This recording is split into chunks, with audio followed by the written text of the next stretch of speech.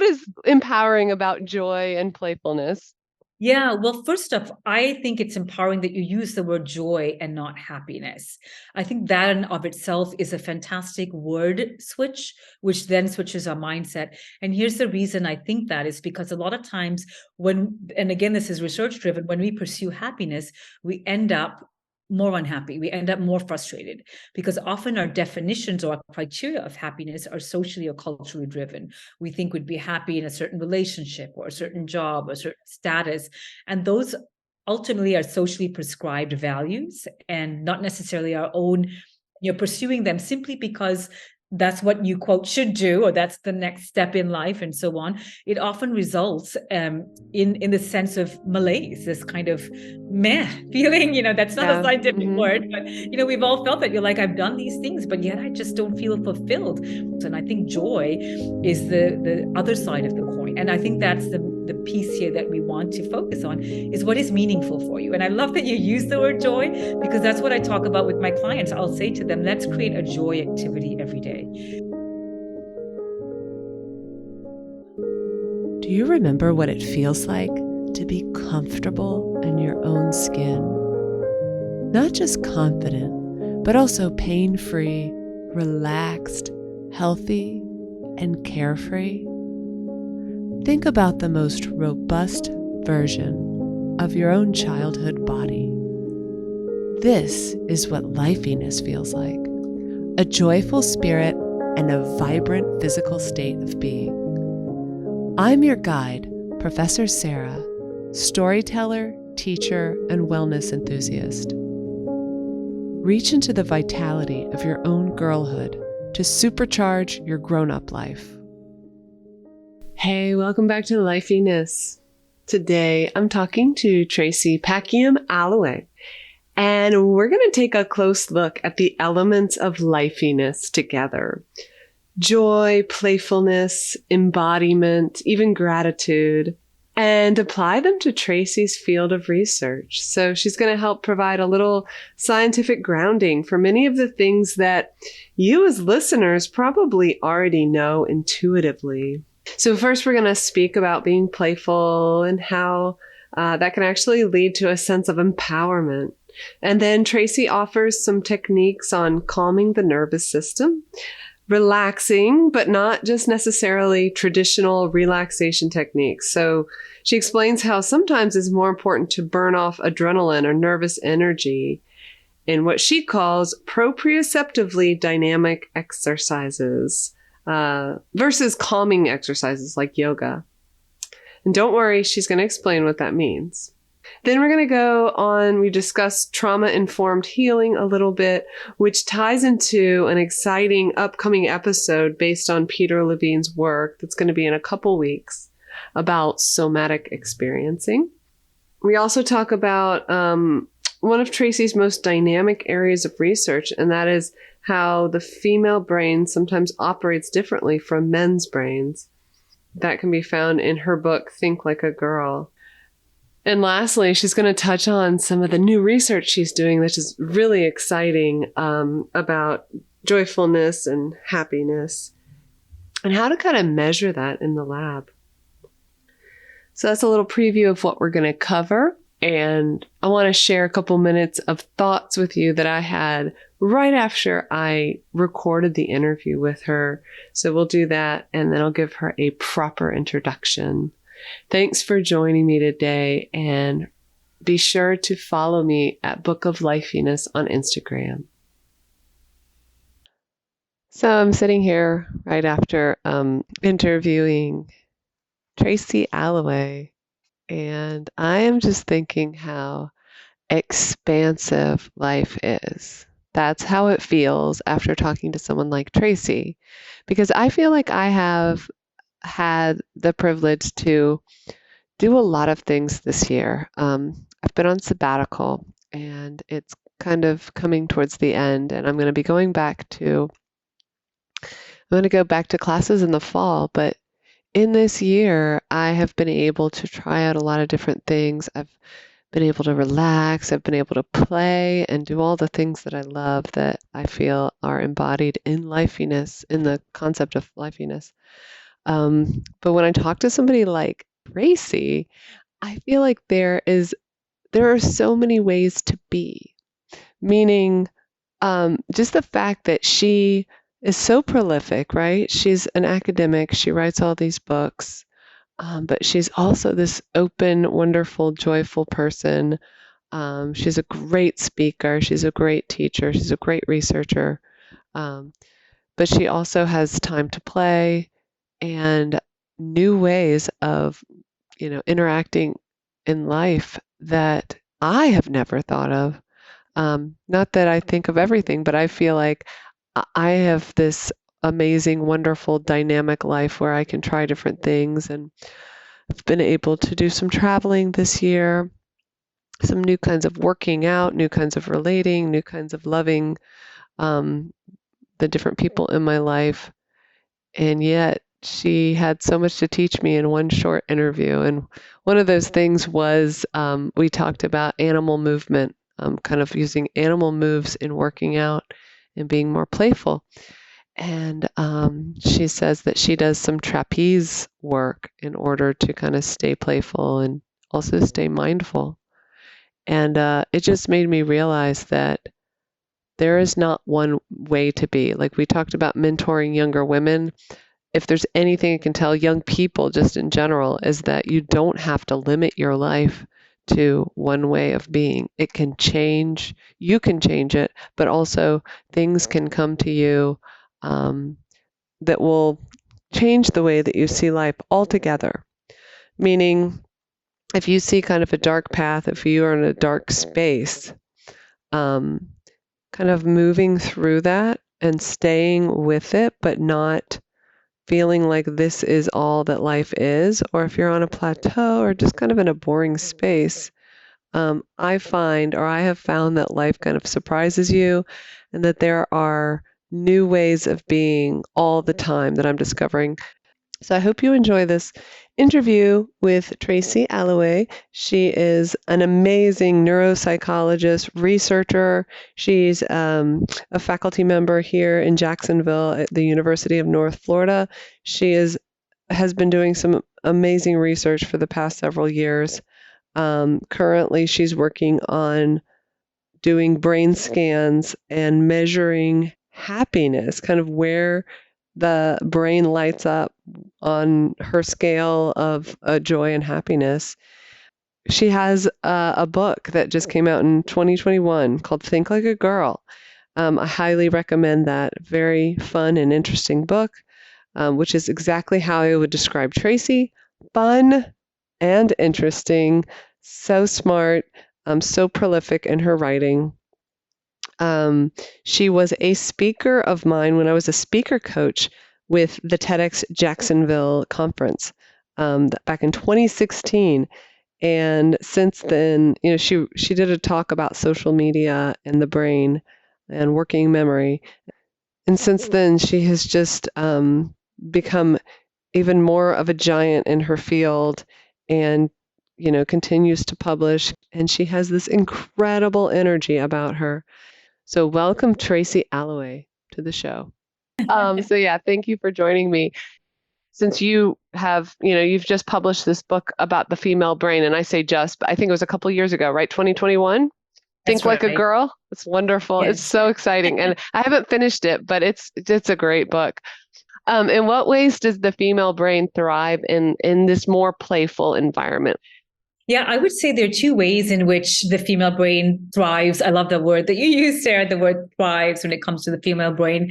And the first is that we are very creative and we often think very differently too, but sometimes our creativity is not recognized because more objective measures, and by objective, I mean those that show up in a scientifically published paper or research world, tend to be very male dominated. So they tend to look more at creativity in a very physical or athletic space or a very leadership type of role. And so we kind of miss the opportunity to celebrate some of the ways in which the female brain does thrive, as you put it, in a very playful way. So we are very divergent thinkers. And so, for those of you who might be aware that we tend not to, we can accommodate different areas, different expertise simultaneously. And this is borne out in brain imaging studies where we see brain activation in different parts of the brain when given a problem to solve. So we're not hyper-focused. And again, I want to preface all of this by saying none of this is good or bad. I prefer not to use those kinds of labels. It just is descriptive. It's not a value judgment on the way in which our brain works or doesn't work. But one of the things that's important to recognize and embrace is that when given a problem, we're going to pull from different levels of experience. We could pull from our language brain. What are we thinking? How can we think through the solution? We could pull from our long-term memory, our hippocampus. Where have I seen this kind of problem before? How can I use this? We could pull from our visual brain. Hey, I think I can use a maybe visually creative solution. And so I think it's that recognition that just because we're not solving a problem in a linear way does not negate the creative process in which we're thriving. And so one way that you can foster this, and again, this is research driven, and it's something I talk about in my book. I actually got to interview an amazing female comedian. We often don't think, now I think the tide is changing, but at the time in which I was writing the book, there were far fewer female comedians that were, sharing the stage with their male counterparts. And humor wasn't one of the attributes that were pulled up in a large scale study when you think of females. And so some ways we can foster this is just even having the ability to walk away from the ideas. So one of the things sometimes with females, we can also get really focused on solving a problem, or we feel so motivated to solve the problem that we don't disengage, and sometimes to our detriment. And this goes counter to how the brain works. So the creative brain actually taps what's called the subconscious brain, or, it's the default mode network is the actual part of the brain, but that's known as the subconscious, or the sense of self, your self-expression part of the brain. And when we have our thinking brain so dialed up, it actually mutes the self-expression part of our brain, our self-identity, this creative brain. So sometimes, you may notice that these ideas come to you when you're least expecting it, when you're going on a run, when you're walking, when you're doing something completely unrelated. And that's because your thinking brain is engaged in something else, and it allows that creative, that self-expression brain to rise to the forefront. And so for yourself, you can be intentional. You can say, okay, I'm intentionally not going to think about this problem right now. I'm going to do something completely unrelated, something physical even, again, it's walking or something that you enjoy doing. And you'll notice that creative brain come into play. And so that's one way that we can kind of foster that. Another way that women thrive in this playful lifeyness environment that is the theme of the podcast is we're very nurturing. And sometimes this is viewed by society or culturally as a weakness. This plays out in the workplace. And I talk about this in the book too, where we can have what some people have termed as ruinous empathy. We are so hesitant to maybe provide constructive feedback because we're so concerned about, well, how will that person take it? Will they view it so negatively? What will they think of me? Will they not like me as much because I'm giving them feedback? And this is this idea of ruinous empathy, where we're so empathetic to our listeners' feelings that it can be ruinful. We can take away the opportunity for growth in that person, as well as growth in ourselves as a leader. But also we look at decision making in females, and we tend to be very nurture driven. So one example is the trolley dilemma. Some of your listeners may have heard about this. It's a very popular philosophical debate. It's made its way into some mainstream TV shows as well. Yes, it has. I love The Good Place. Yes, exactly. And the premise is straightforward. You are an observer, and you see a train is hurtling towards you, and it's going to injure either 5 people or 1 person. Now you have the ability to kind of save the day, as it will, by switching the track the train is on and saving those 5 people, but it will injure 1 other person. And the dilemma is phrased far more high stakes, where it'll actually end their life. And so a lot of times women will opt not to. They don't even want to make a decision. And this has been perceived as a weakness. And from my own research and others as well that have used this dilemma in a psychological setting, we find that this is motivated by a need to protect. That women, their instinct is to nurture, is to protect. And so they're going to say, I can't even make a decision and that could result in the harm of even one person. And so they step away from that kind of utilitarian decision making, greater good for the greater number of people, Right. because of this need to protect. And again, this can be viewed as a weakness socially, but I think as women, we should embrace that. This is really powerful, really nurturing, and be able to acknowledge that and think of how it can work in the setting that we're in. Yeah, that's great. You seem to emphasize the word protect.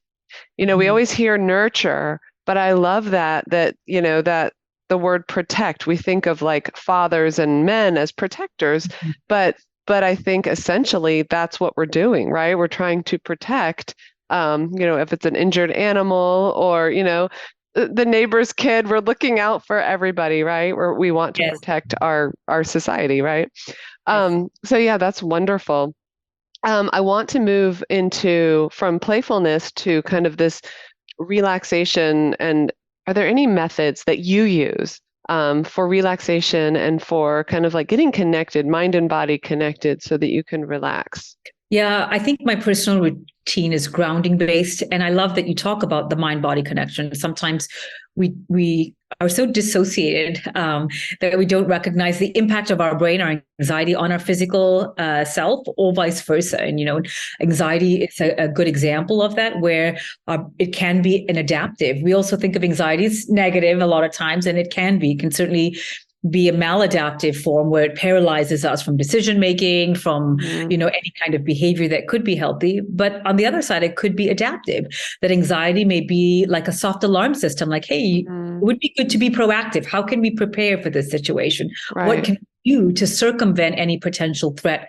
But part of that in the physiological sense is the body releases adrenaline in anticipation for that fight-flight environment. And so a lot of times, as a licensed psychologist, a client will tell me, oh, I feel I'm edgy. I have to move. I can't, when I'm nervous, I'm always doing something. I'm either, picking at my nails, or I'm moving around, fidgeting, and that's that adrenaline. And so rather than feeling like you have to suppress that, I would suggest do something physical to use that adrenaline. Maybe those are jumping jacks. Maybe those are, whatever works for you. What maybe pace as you're making that important phone call that you feel nervous about. But using that adrenaline, and also what it does is it frees up the front of your brain that is using that space to manage that anxiety. And when you allow yourself, I'm just going to acknowledge I do feel anxious, but what can I do? What's my proactive solution here? And so for me, your question was me personally, I enjoyed the grounding exercise. I love running barefoot on the beach. And my own research has shown that it improves working memory, which is the front of the brain. And for me, I find the whole activity very calming because it is an opportunity for me just to be very present focused. Another activity that I do when I'm feeling overwhelmed is trapeze. It's an aerial activity.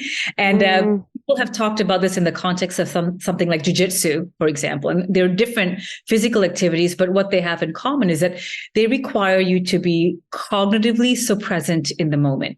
You have to be thinking, where's my body in this space right now? Where are my hands? Where are my feet? Or you could injure yourself. And to some extent, I did a research study with something called MoveNat, which uses those same principles. You're balancing, and these are simple things that you imagine yourself at a playground, and you're kind of walking a little bit of that elevated balance beam that surrounds a sand or something. Maybe you're on monkey bars, with your child. All of those are very you're physically involved, but you have to use those cognitive skills, or you may lose your balance. You may, let go of your hand. And the word that I used in that research study is called proprioceptively dynamic. Proprioception, as some of your listeners may be aware, is the body's aware in space. So where am I? Where am I standing? Am I in balance? Like, am I going to slide? Am I going to slip? That's proprioception. And in that particular research, I compared the dynamic piece of the movement. I'm actually moving versus static proprioception. So a calming yoga, and again, yoga has tremendous benefits for mental health, but I wanted to kind of look at it from a different angle. What are the cognitive benefits? And I found that something that's proprioceptively dynamic. So for me, that's an aerial activity. For others, it may be joining your child in the playground. It could be something else, that you are constantly engaged while you're moving and being aware of your body in space. But that is a great way to manage the anxiety, as well as to give your brain a little, cognitive boost. Yeah. We found significant improvements just after a short time of doing those activities. I love that. That's like staying in the present moment, being playful, and it's kind of in embodying yourself, proprioception. I like that. And I think you use the term MoveNet. What, MoveNet? Yeah, it's a an organization. Okay. I think it's a nonprofit that they encourage people to play outside, very similar to the podcast, to be playful, to kind of move away from these very structured, prescribed activities and just let yourself play in a way that feels organic to how you are. Oh, I love that. I have to look into that. Wow. Recently, I've started doing some exercise that incorporates animal movements. Yes. Yes. Do you know about this? Yeah, it's so fun. And so MoveNet has a lot of overlap with the kind of animal movement theme, that playfulness, and the proprioceptively dynamic movements that you see in animal movements. Wonderful. Wonderful. I can't wait to look into that. So yeah, I wanted to talk a little bit about that. Peter Levine has talked about, kind of coming back into the body and being able to kind of deal with those feelings, for somebody who has experienced trauma.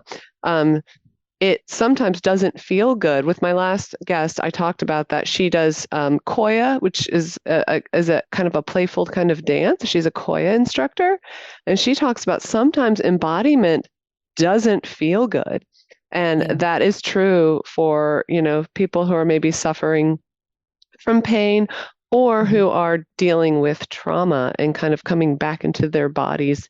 Do you have any do you have any experience with this kind of research? Yeah, both. I do a lot of work with veterans, who are struggling with PTSD or other mental health related issues, trauma related. And again, the research here is really powerful. One, as you rightly pointed out, we hold a lot of trauma in our body. So we notice, maybe tension headaches, pain in the shoulders, stomach upset that may not have a direct physiological explanation. And that's because it's trauma based or anxiety based. And so there are a couple of things that we can do in what we call the sort of everyday traumas. Maybe we have an experience of severe trauma, which, would require a trained therapist to work through that. But even just daily traumas, a couple of things from research that I use in my practice is one, using the word stop. And I have that physical gesture too. And it's almost like reverse engineering the process. So our brain informs our body, and we're very familiar with this. So when we're stressed, we notice our shoulders hunch, we kind of lean down, where, we feel internal. We may notice ourselves crouching in when we're feeling stressed in a protective way. Maybe it's not intentional. Oftentimes it's not intentional, but your body does that automatically. Like, I got to close in. I got to protect everything. Well, equally, we can reverse engineer the process. So when you're feeling, especially with women, and I talk about this in the chapter on happiness and mental health, our neurotransmitters make us more prone to overthinking or ruminative thoughts. It's not deterministic, but it's something to be aware of, that we are more susceptible. And one of a fantastic piece of research, and one that I do in my everyday life too, is just even allowing myself, first of all, a timer. Like, I may set a timer for 5 minutes, say all the things I'm anxious or angry or sad about, that negative emotion. No apology, no caveats. I just say it. I say the emotion. I let it just exist. But when my timer is done, I turn it off. I say, stop, like, we're done. And the physical gesture here is really important, because that physical gesture is communicating to the brain, this is my boundary. We're done. We're done thinking about it. And here's what I'm going to do next. Where's my proaction line? All right, I'm angry. Here's what I'm going to do about it. I'm going to have a conversation, or I'm going to do nothing. That's still an action. But feeling that focus of control, that agency, that things are not just happening to me, but that I am an agent in this situation right now. If I'm sad, what am I going to do? Well, what is one thing I can, control, I can be in charge of? But that stop, that physical gesture is really important. Another physical gesture that I do and I suggest to my clients is even writing it down, maybe writing that negative emotion down and then crumpling it up and physically throwing it away. So again, it's very visceral, it's very physical, and it communicates to the brain, this is it, I'm done with this emotion for right now. I don't need to have this permeate like a kind of drizzle throughout my entire day. I love that. That is a great idea. That's wonderful, because you're doing something about it, you're dealing with it, but you're addressing it head on, and then you're drawing a boundary. Mm-hmm. Yeah, boundaries are wonderful. So I wanted to know how, just with you studying the differences between kind of a male and female brain, what you've learned about the differences of the impact of stress on the body or on the brain. Perhaps like how does soothing the nervous system support even more so, the female brain? And what are maybe the differences between stress on the body when it comes to, differences in gender? Such a great question. And that type of question really motivated the reason why I wrote the book to begin with, because a lot of times research in general is very broad brushstroke. It's kind of generic. Well, these are general patterns rather than tailored to the unique ways in which our brain works. And so stress is a great example of that, where again, typically speaking, the male brain tends to respond in that fight, flight, sometimes freeze, but a more fight, flight, adrenaline-driven response. In contrast, the female brain tends to respond in what researchers call the tend and befriend approach. So while adrenaline is part of that, we also seek oxytocin. We seek social support to manage our stress. And that may be why, as women, our first instinct in a moment of stress is to text someone, to call someone, to say, who can I need my girls, I need someone around me just to kind of lift me up. I need a hype person. And it's knowing that can help you address that, in those moments of stress, rather than isolating yourself. Be intentional. Text someone who is that positive, optimistic person who's a good listener, if that's what you need in that. Or someone that'll say, hey, let's forget about it. Let's go out and have a good time. What do you need in that moment? And recognizing that the female response to stress is tend and befriend. We want that social connection. Our brains need that. Again, that oxytocin is that bonding hormone, that social connection hormone. And that's what we're seeking in those moments of stress. So again, if your default is maybe just to isolate and you think I can't be around people, that's okay. At least use a text. At least just say, hey, I need to reach out. I need to know you're there at the very minute. And if you feel you're not ready for a full conversation, but recognizing that, acknowledging that, and then knowing how you can use those friendships in a positive and uplifting way is really important. I've never even heard tend and befriend. That's so interesting. But sometimes you go towards that person who may not be safe, but since you want to reach out and connect, then you're going back to the, the bad person or the person who doesn't support you. So I can see how people kind of get into those cycles. That's really, really interesting. And I think back to this idea of proaction, one way to manage that is, I call it create a menu item. So prepare for that ahead of time by listing people that would be healthy and supportive in those environments. And so in those moments of stress where you're really not in a mental state to manage, who do I need to talk to right now? You don't have to. You open your phone, you look at the notes you created, say, Susie, great for sending a text right away. Very responsive. That's who I'm going to text right now. Jane, always available when I say, hey, I need to just hang out and just be. Great. Let's do that. This person, maybe not so much, going to give me, or maybe you're looking stress. For more stress. Maybe they use you as their support system, and that's what you're able to offer. So having that written down for yourself in those moments of stress is really helpful. So you don't really love that. like, who do I need in this moment? You already have that lookup guide for yourself. Yeah. I think I already have. I know exactly off the top of my head who I would call, but I haven't been intentional about it. So that's wonderful. I love that. I've also heard the word tonic immobility, where you freeze when you're, faced with a really stressful situation, which I know that I do that sometimes as well. Just kind of don't do anything, which can be bad. I guess sometimes you just need that. You need to just kind of stop. No, and this is this idea of, the freeze response that we talked about as a stress response. And I think here, part of the therapy that I use with my clients is something called dialectic behavior therapy, or DBT. And it's this idea of one of the principles of DBT is radical acceptance. And it's accepting that, right now I am frozen. I accept that. I'm okay with that. So sometimes we bring in judgment, we bring in guilt, we bring in shame. Sometimes those are socially prescribed. Sometimes, we're like, oh, well, if you're not constantly productive, if you're not, on the grind or hustling all the time, then you're not going to be successful. So we create these dichotomous positions that we're either, all or nothing. And as a result, when we are in those moments of freeze or tonic immobility, as you shared, we feel guilty. We feel like I can't, if I'm in this position, then I'm not living up to social or cultural society standards of productivity or girl boss or all these labels that we hear. Right. And so I think the first step is just recognizing and accepting, right now I am frozen. It's okay, I accept that. But I also acknowledge that it's not a forever, it's a right now. And that's another phrase that I use a lot in my practice, that right now I'm frozen. And again, it's a study of boundaries. It creates a space that in the present I'm frozen. That doesn't mean that in the next hour I'm going to be frozen, or the next day or the next week. I can anticipate, I can be proactive, but right now I'll just take a moment, be frozen, not judge myself for that, not put guilt or shame on myself for that, but recognize that I'm going to create a boundary too. I'll give myself 30 minutes of, frozenness or tonic immobility, and then I'll come up with the decision. Yeah, that's great. We're drawing those boundaries again. Okay, so what I want to talk about a little bit is sometimes we don't connect like joy and empowerment, right? Like there's empowerment, there's like independent woman, and that's a serious woman, right? But how can we connect like joy and resilience, which is always important, when you're, especially when you're raising children, we talk about resilience.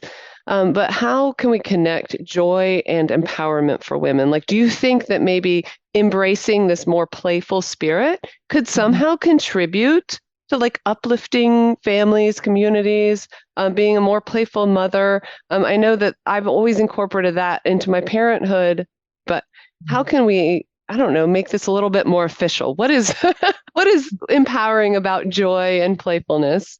Yeah, well, first off, I think it's empowering that you use the word joy and not happiness. I think that in of itself is a fantastic word switch, which then switches our mindset. And here's the reason I think that is because a lot of times and again, this is research driven, when we pursue happiness, we end up more unhappy. We end up more frustrated because often our definitions or our criteria of happiness are socially or culturally driven. We think we'd be happy in a certain relationship or a certain job or a certain status. And those ultimately are socially prescribed values and not necessarily our own. Again, back to this idea of agency, we haven't created those values for ourselves. If you have, that's wonderful. That may indeed be a source of happiness for you. But if you haven't, you're pursuing them simply because that's what you quote should do, or that's the next step in life and so on, it often results in the sense of malaise, this kind of meh feeling, that's not a scientific word, but we've all felt that. You're like, I've done these things, but yet I just don't feel fulfilled.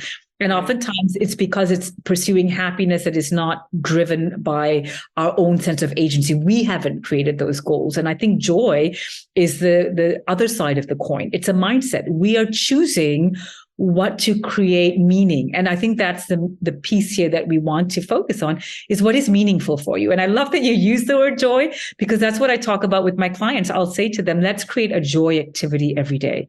It doesn't have to be big. It could be something that you feel brings you meaning to your day. Maybe that's your favorite walking trail. Maybe that's your favorite coffee place. Maybe that's just your favorite 5 minutes of a podcast or a song that brings you joy. But be intentional in creating an activity that is meaningful for you. And I think that is that mindset switch, that we're not seeking an emotion. We are creating an activity that is meaningful, and joy is the byproduct of that. Pursuing that activity. And so I think that results in us being playful, because we can be creative. You can say, you know what would be meaningful would be, to do these animal movements for 10 minutes in my living room.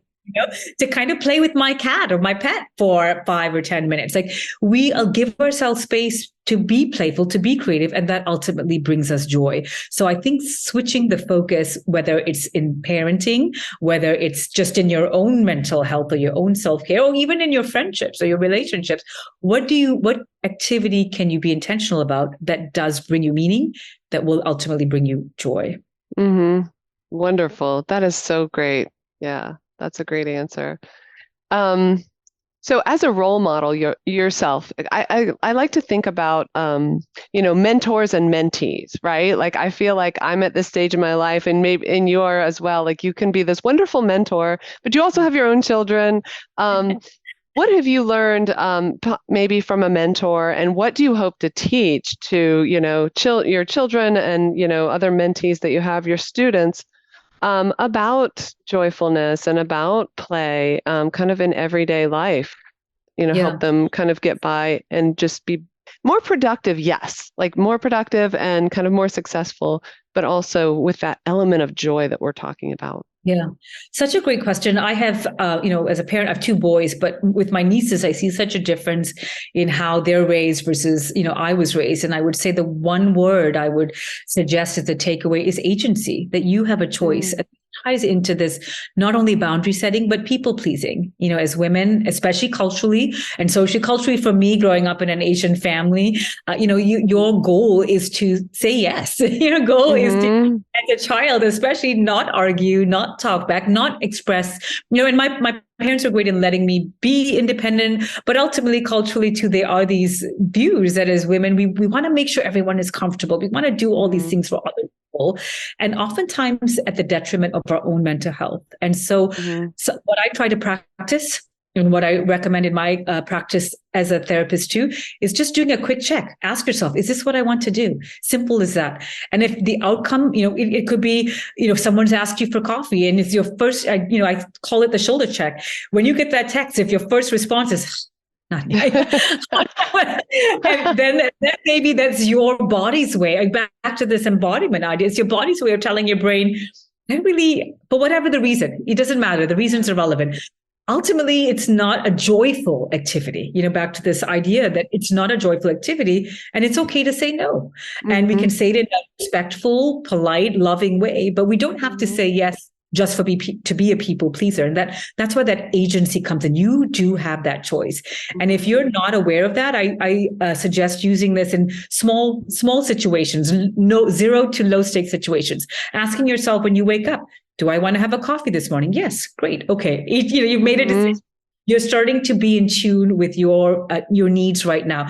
What do I want to wear? The blue or the green? Okay, I'm making a choice right now. What would make me happy to wear? These sound so simple, but what it does is it creates a habit cognitively about you expressing agency. So in that moment where it is maybe larger stakes and someone says, hey, can you do this? You could say, no, I would really love to assist on this, but right now it's a very busy time. I can offer an alternative where I can do it then. But you can see the shift happening where you recognize as an individual, it's okay to say no. It's okay to set those boundaries. You have agency to determine, is this a healthy expression for me right now? And you can say no to that. And I think it's really powerful as females especially, and I say that especially because culturally it's not encouraged that we say no. And also our instinct is to be communal, to make sure everyone is comfortable. So we have a couple things, that we're maybe more susceptible to. So just even being intentional and recognizing that. And I think what it does ultimately on the other end of that decision-making is it can minimize a lot of resentment. If you say yes to something and you didn't want to do it, well, that's on you. You said yes. I said yes to that activity, even if I said, I have so much going on. I didn't really want to do X. I chose to say yes. That's on me, not on the person that's asking me. They have a right to ask. Equally, I have a right to say no. But if I say no, if I say yes, and I'm like, the outcome wasn't great, I can remind myself, I said yes to that. It didn't turn out the way, but that's okay. I said yes. I'm not going to be resentful of that social connection because that was my decision. And so it can, create a little smoothness in that social connection in our friendships as well, where you're not even subconsciously or indirectly blaming them. You're not the person that's saying they're always asking for this. Yeah, well, you don't have to say yes to all their asks. Yeah. That's my responsibility to be an agent of my decisions. Boundaries can change your life. I swear. It's such a great thing. And agency. I love that. Yeah. Thank you. Yeah, that is wonderful because it's so true. Yeah, if you're not taking responsibility for your decisions and you're putting it on somebody else, there's going to be that resentment there, and it just gets sticky, right? And it it changes your life when you start being clear about things and you Sure. learn to say no. That is wonderful. And we've covered so much in such a short period that I want to wrap up and, use your time well, because I'm so happy that you're here and kind of like supporting some of these ideas with this research, with all of the research you've done. So this is just such a gift. So thank you. But I want you to tell me about any maybe upcoming projects or publications. You've written this wonderful book called Think Like a Girl. That's something that I think, I definitely want listeners to check out, and I'll put in the show notes. But are there any other, upcoming projects or exciting research you're doing that you want to share? Yeah, I am actually right. This very week, we started doing some neuroimaging research. It's really fun. I've created a happiness scale. So kind of like, what is your happiness personality? What is your joy personality?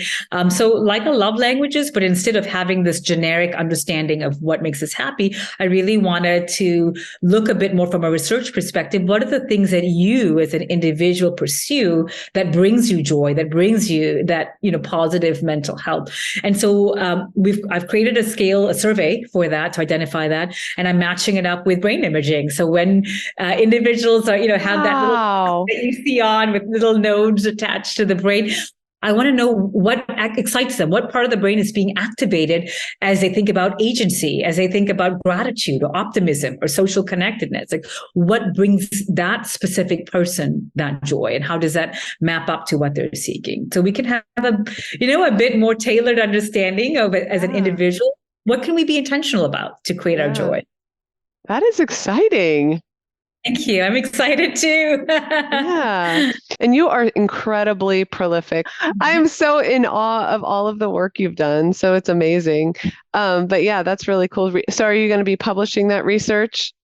Yeah, the goal is we're collecting data right now. So the goal is to, get to a certain number of participants so it's robust. And in the fall, we'd like to be analyzing and writing up the data. Wonderful. Exciting. Well, it's been wonderful talking to you and catching up with you a little bit, Tracy. Thank you for joining me. And thank you for, like I said, bringing the research to lifeyness, bringing it to the joyful embodiment. But you're the neuropsychologist. And so there are so many things that I kind of had a feeling that you could affirm and kind of support, but it's been wonderful to hear you share your research. It was such a pleasure seeing you, Sarah, and what a fun morning talking about these ideas. So thank you.